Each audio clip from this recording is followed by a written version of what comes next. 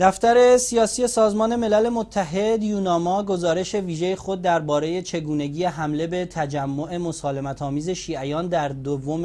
مرداد ماه در کابل را با عنوان حمله 23 جولای سال 2016 به تظاهرات صلح‌آمیز در کابل منتشر کرد. این سازمان گفته است حمله هدفمند 23 جولای به یک قوم و پیروان مذهب خاص باعث تهدید آزادی بیان و گسترش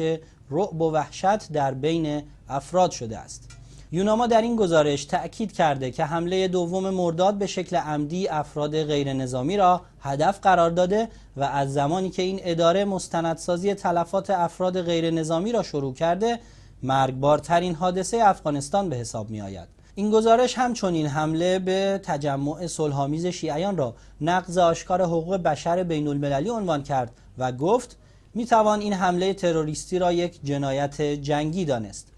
یوناما گفته که در این حمله 85 تن جان خود را از دست دادند و بیش از 400 تن دیگر زخمی شدند که تمام آنها از ملیت هزاره و شیعه مذهب بودند. دفتر سازمان ملل در افغانستان در این گزارش پیشنهاد کرده که حقوق اساسی بشری، مذهبی و قومی در افغانستان محترم شمرده شود و برای جلوگیری از خشونت و افراط‌گرایی در کشور افغانستان استراتژی مشخصی در نظر گرفته شود. سنی‌های تندرو داعش مسئولیت این حمله را بر عهده گرفتند و دولت افغانستان کمیسیونی را به منظور بررسی این حمله تشکیل داد، اما تاکنون نتایج تحقیقات آنها منتشر نشده است.